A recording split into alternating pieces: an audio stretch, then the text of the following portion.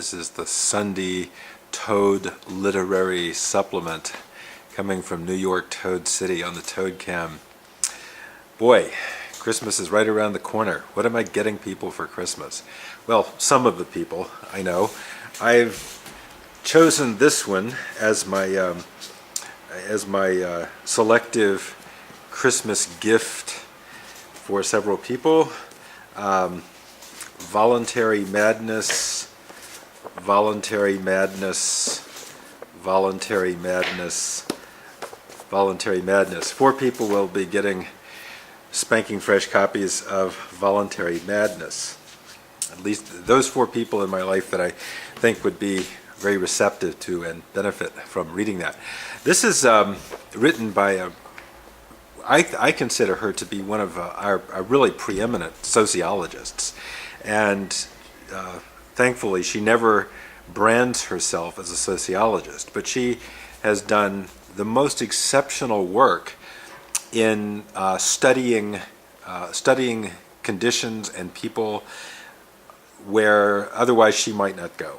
And here she has herself committed to three different mental institutions.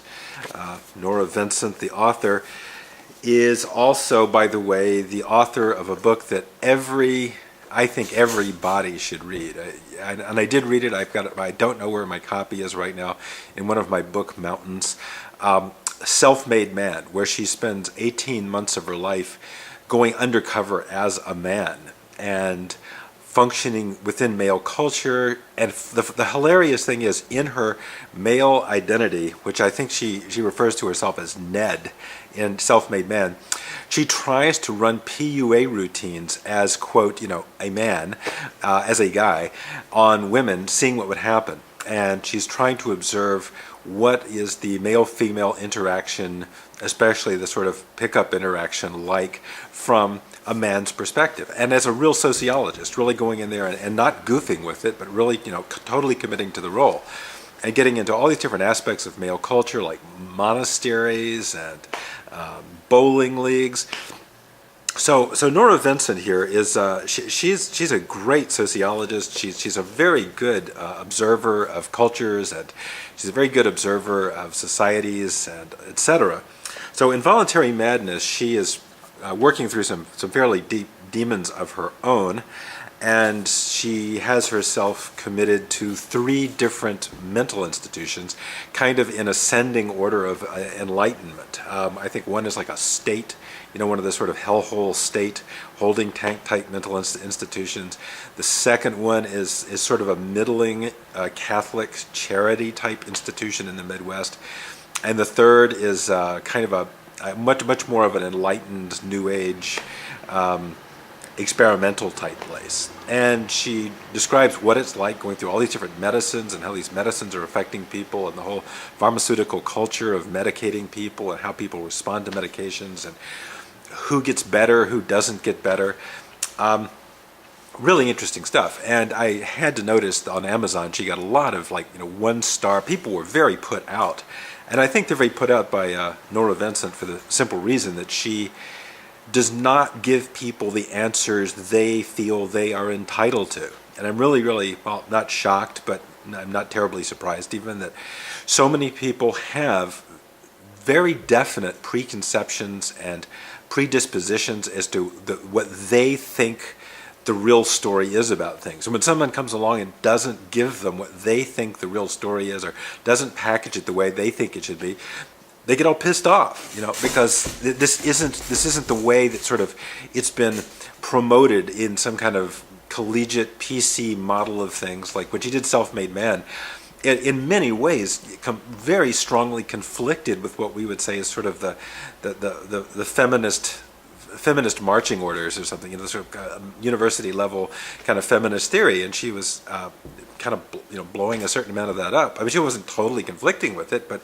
her analysis from actually going in there first person, we would say in a John Grinder modeling perspective, going in there with all her first access, going in a total Grinderian first access modeling mindset, just turning off our filters, stop imposing stuff on the flow of experience and seeing what's going on around and taking it in.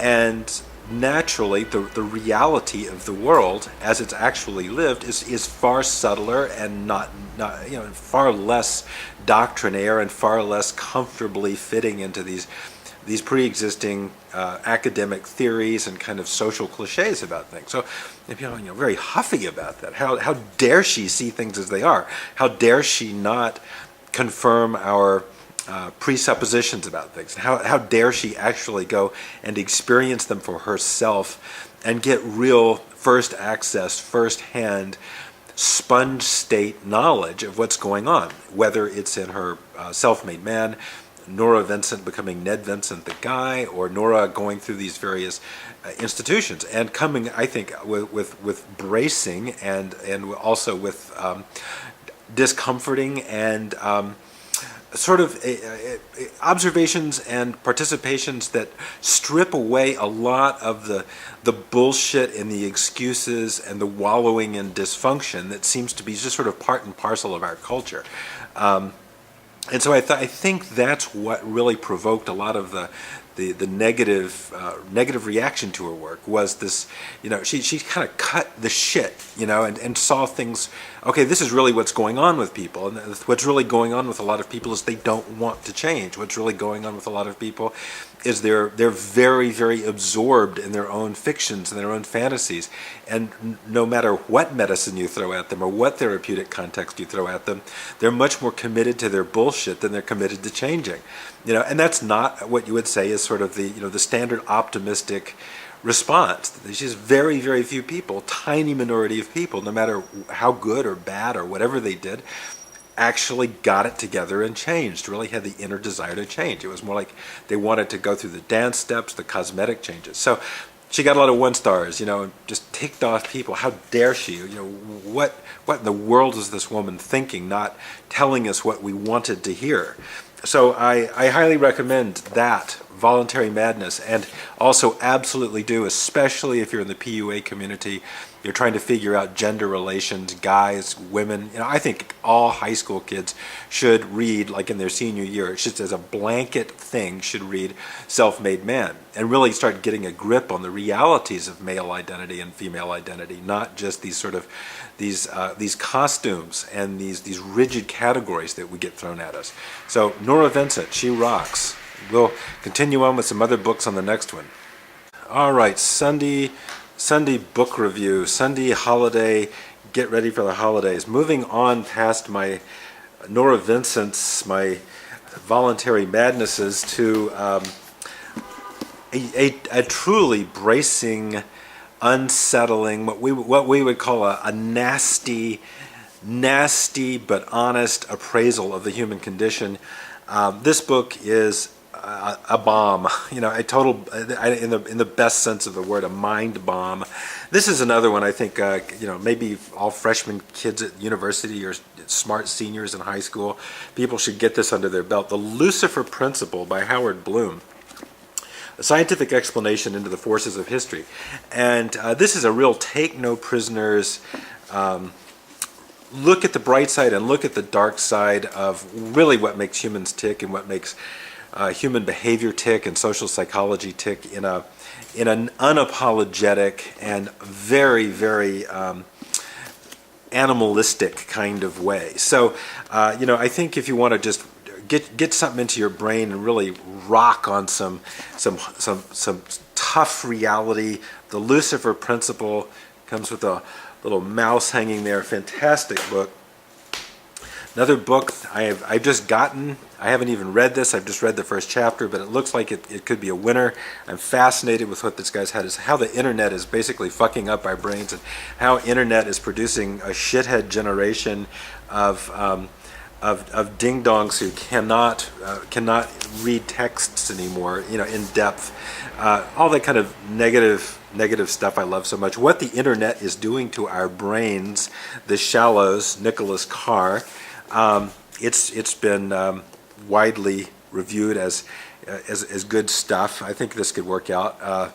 what the internet is doing to our brains. In the first chapter, he's talking about how he's finding his own brain kind of melting down from excess use of internet and no longer can read books and things like that. Not my problem, so I don't think that's a universal truth, but I think that's happening to a lot of people. I've mentioned this one before.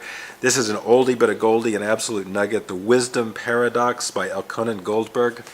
A lot about how the brain changes with time and thinking and thought change as the brain matures. I would say a must read, to get that into your head. And what else do we have here? I just picked this up. I'm part of the way into it. Looks like a really, really interesting book. Stephen Johnson, Where Good Ideas Come From, The Natural History of Innovation. So I'm gonna knuckle down and I'm gonna get through the shallows and Stephen Johnson, Where Good Ideas Come From. So far, I've really liked this book. In the first, I guess, 2 chapters that I've read of that, so looks like it could be hot stuff, and a lot of growth could come from that. So get these books, read them, study them, get some really serious thought in your mind. Because remember, most of the stuff coming at you through media channels is just total brain rot. It's just total bilge water that go in there and turn your brain cells into pools of melted proteins. So go for it. All that stuff. Great. Rock and roll.